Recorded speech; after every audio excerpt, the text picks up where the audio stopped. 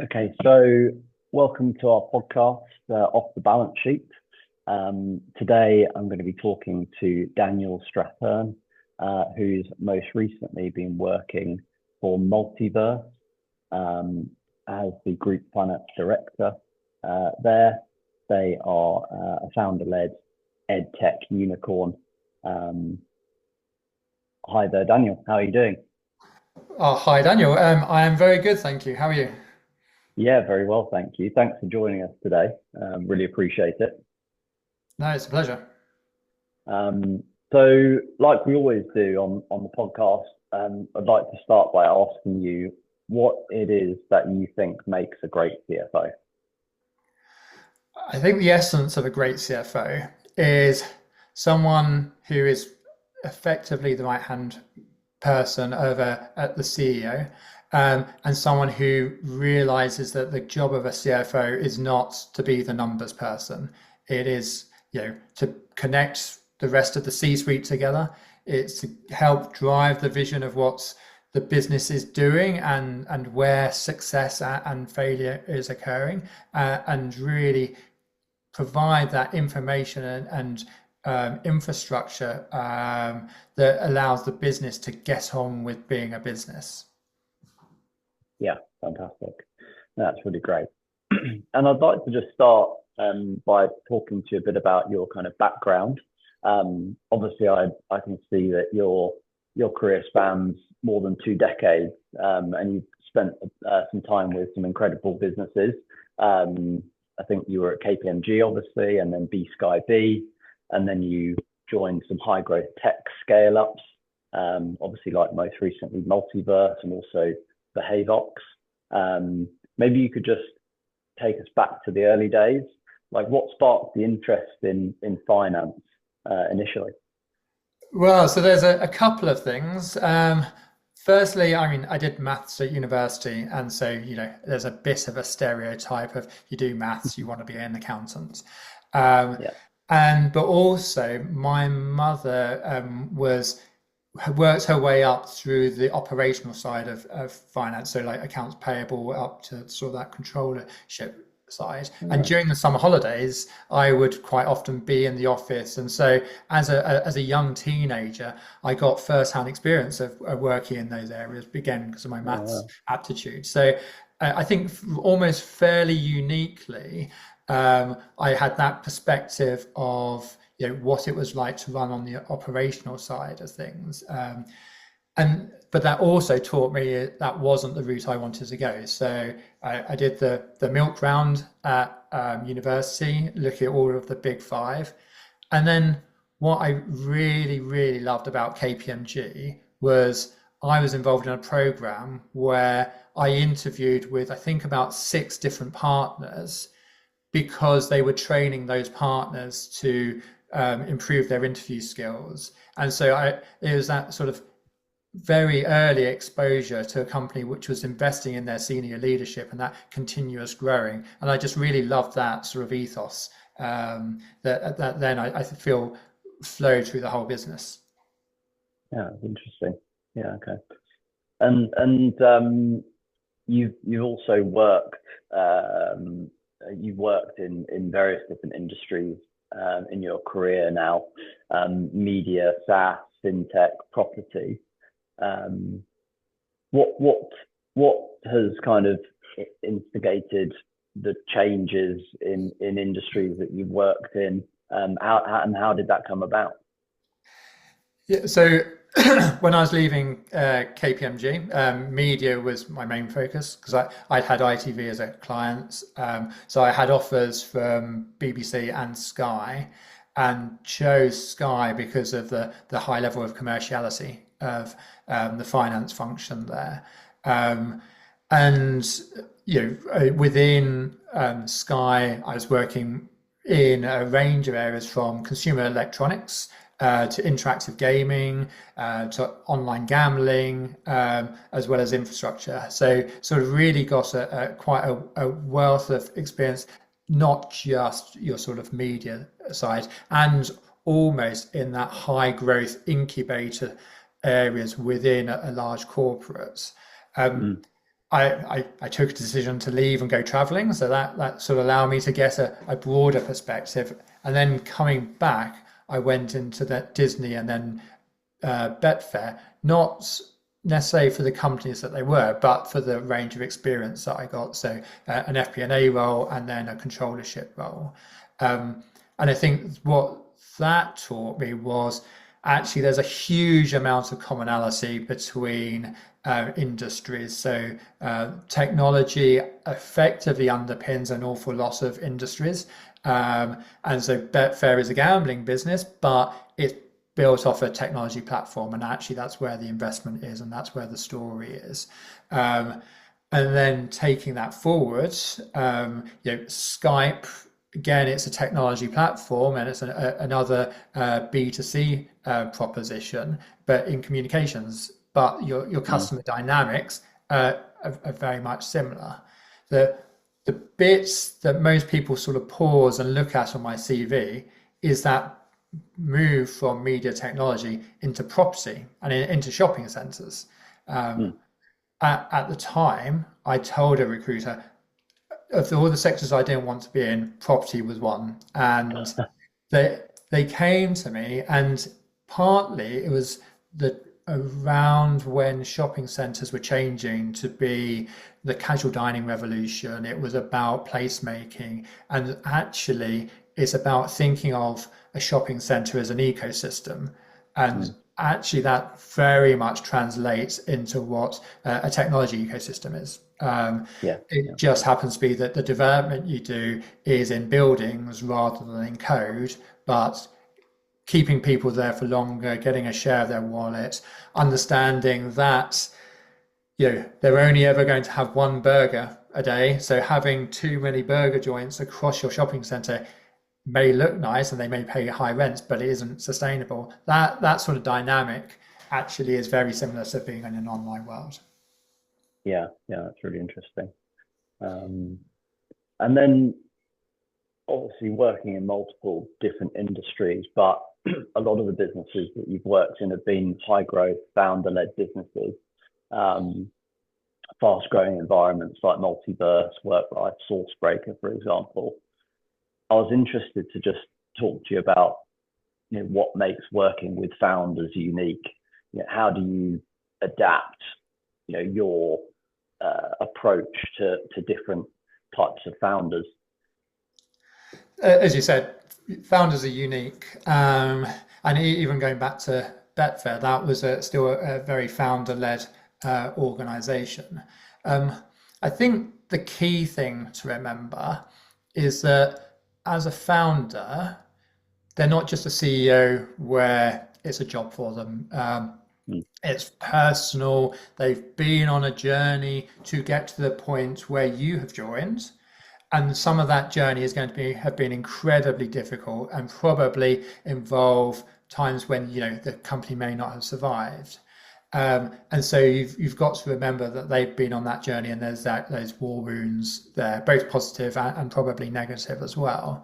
But also, ultimately the success of the business is going to have a very personal impact on their personal finances. And so, if you're getting to a point where, say we are IPO'd with Betfair, the success of that IPO is going to be incredibly material to them.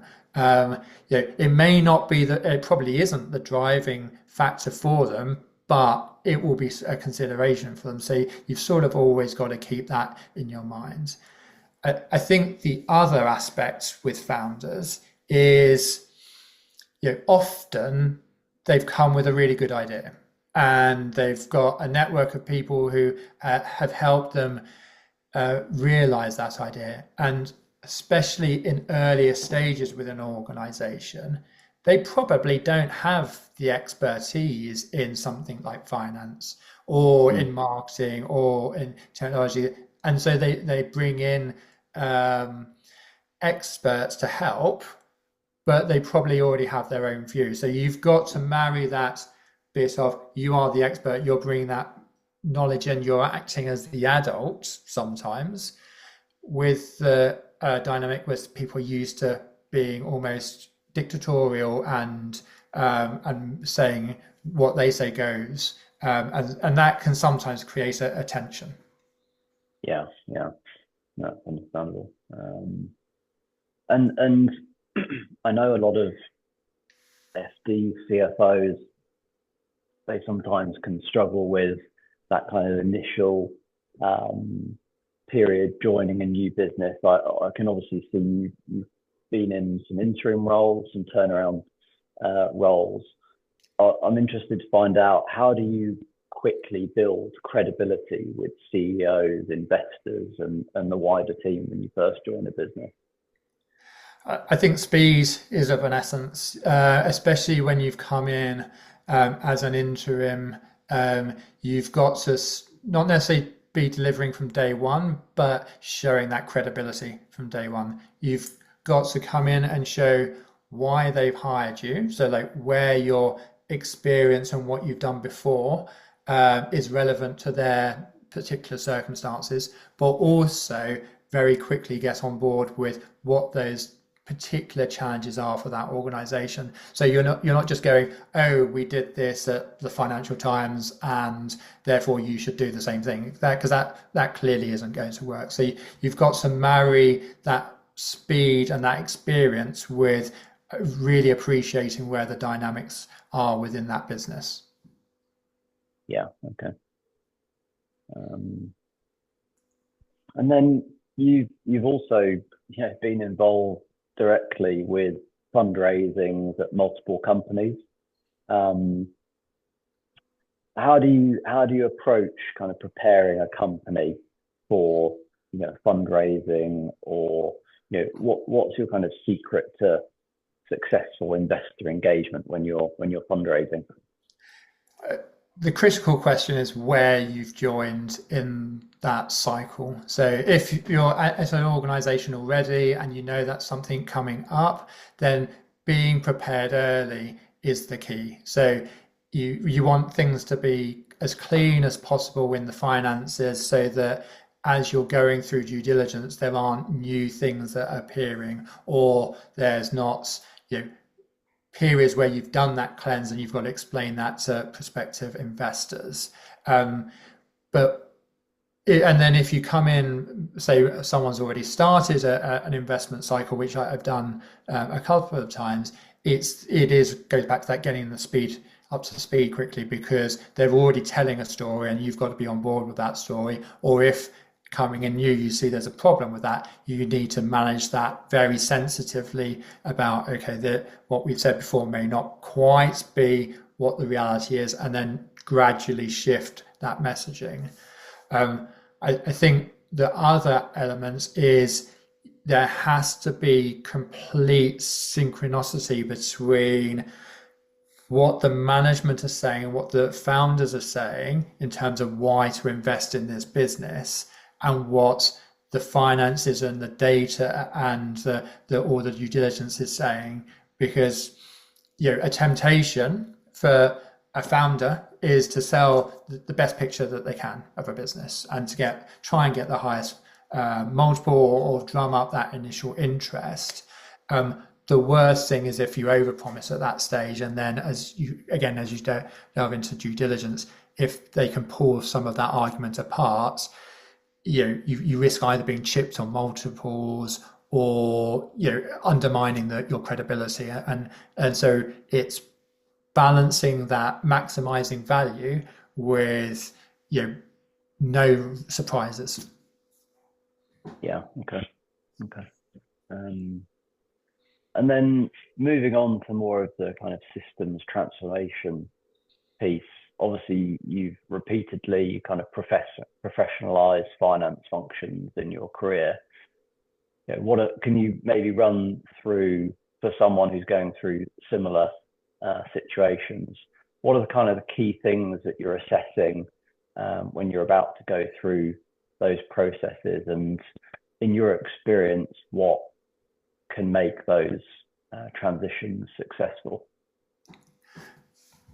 Probably the key is really actually understanding where the pain points are, where the bottlenecks are in your processes, where there are areas where data quality is not good, because their companies sometimes reach a point where they decide, oh, okay, we're too big for Xero, so let's move onto NetSuite, and think that by taking something which wasn't really optimized in Xero, just putting it in NetSuite will make it all work, and that's clearly a fallacy. So you've got to really approach what is material and what is important, and probably what is maybe unique to your business, and spend the time understanding that before you start thinking about how a software solution can change that, or even if it's just a upgrade to your existing software, how actually that's going to have an impact, both from a financial data perspective, but also realistically probably operational data perspective as well. And so it's joining those things together. Yeah. Okay. And looking at kind of systems and technology transformation, obviously the future of the CFO it's no longer just a numbers person. It's kind of it's often a co-pilot for the CEO. How do you see kind of the evolution of automation and technology appearing in the future? Like what excites you most about the future of finance? Yeah, so one of the reasons I love being in finance is, you're right, I think you're the right-hand person of the CEO. You're probably the only other person who thinks about the business holistically, and also because of your role, you probably have a deeper insight into the running of the business and the drivers than the CEO probably does. The challenge which goes with that is, how do you make sure that you're staying on top of all of that information in a robust way without creating this scaling empire of information and team? And how do you ensure that it's disseminated amongst the rest of the organization so that it's useful data? I think we're in an interesting point at the moment in terms of AI. I've been to a lot of talks recently about AI, lots of product demos about AI, and some of it is just RPA rebadged as AI, which is fine, but it's about still understanding your process and automating it. Some of it is just natural language interactions, which are both useful because it means people can just ask a question, but also, as anyone who uses ChatGPT knows, if you ask the wrong question or the question in a slightly wrong way, you're going to get slightly wrong answers, or you get everyone getting slightly different answers. And so I think that is both an opportunity and a real risk for the finance department. Where I'm hopeful for and optimistic about is then in the next 2-3 years, where you start getting agentic AI coming in, and starting to make some of those links between that operational data and the finance data more transparent. And I think that's not only where you can clean up some workflows, but where you can really start to see, the sales team are talking about these things in Salesforce, and they're talking about it in what that means for their sales pipeline. And then over here, you're seeing that story translated into the numbers. Yeah. I've always tried to get that from my teams anyway, but the advances in AI should mean that that's more transparent and and easier to come by. Yeah. No, definitely. It's really interesting, really exciting. Okay, fantastic. Thanks very much for that. And obviously you've gained a huge amount of experience in various different businesses and roles. What kind of advice would you give to any aspiring finance leader, especially those aiming for a FD or a CFO role, in tech, for example, or obviously any sector? I think a couple of key things. One is it's not just about the more sexy commercial finance side. If especially as you get to FD or CFO level, you've really got to understand what the numbers mean overall. So I was fortunate, I think, from doing KPMG, I went into commercial finance, then fp&a, then group finance. But I purposely chose those roles to get those three pillars to then be able to support anything I did in the future. And I think then, so structuring your career like something like that really helps give you that breadth.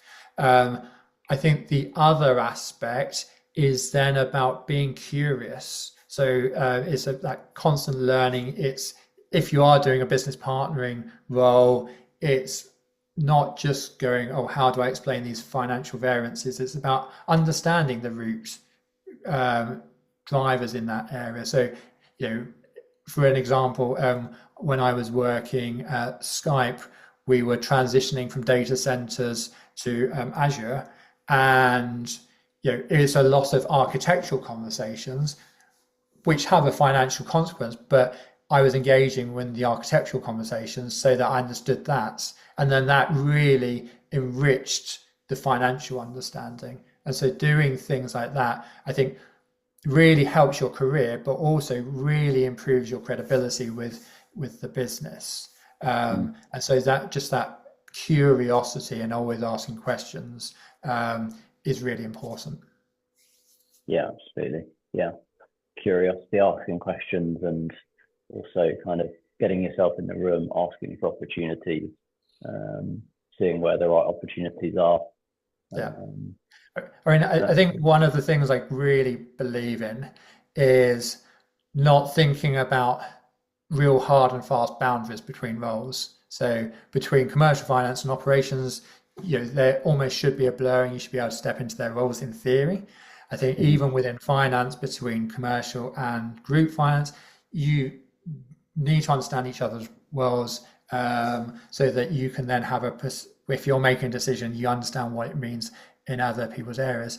And then other areas I've really almost dived into a lot is like the legal and the tax side, where I'm clearly not going to be an expert, but as I think recently one of the partners at Deloitte said, I know enough to be dangerous. But I think more pertinently, I know enough to actually ask all the right questions and sort of help drive that. And that's, I think, great for credibility internally, but also with your partners. Yeah, no, that's really great. That's great. And then for you personally, looking ahead, what's next for you? Are there any particular challenges that you're looking for, or industries that you're looking to work in? What's next? So, I mean, unsurprisingly, given my career, I'm sort of not quite industry agnostic, but I like an industry where it's got, say, maybe a recurring revenue model, which has been a common thread through my career, or probably almost more personally, industry where there is a high amount of change going on, or it's like a zeitgeist bit. So like, one of my more recent roles was WorkLife, which is co-working just after COVID. And it's that really understanding a new challenge where maybe there isn't a roadmap of, this is how we do it, that you're having to learn as you go along and learn as a leadership team and pull that together. So that's the sort of company I look for. I really enjoy being a CFO because it means that you can bring sort of your culture to the finance team, but also I think really as well to the rest of an organization. And ultimately, I think if you're going to be really successful at CFO, you almost part of your role is increasing that sort of financial literacy across a leadership team. And that's something I really strongly believe in. And so it's about enabling everyone else to do their jobs. So that's the sort of challenge I really enjoy. So stereotypically that leads into that scale up world, or that post Series B, C type environment. Yeah, no, that makes sense. That's really great. You got some absolutely amazing experience, so it's really interesting to hear some of it. And I hope that you find something interesting.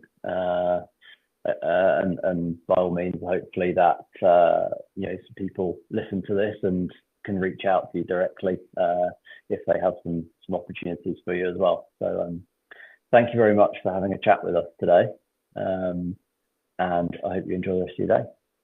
Thank you very much. It's been good, and I think, and probably this is also a lesson for everyone, is sometimes it is really useful to step back and play back your career like this and realize that actually you've done an awful lot of things which are valuable and which are different to everyone else in their own way, and sort of remember your own value. And I think stereotypically we're not brilliant at remembering that. So I think, like, from both a mental health perspective and a self-worth perspective, I think having this reflection has been really good for me as well.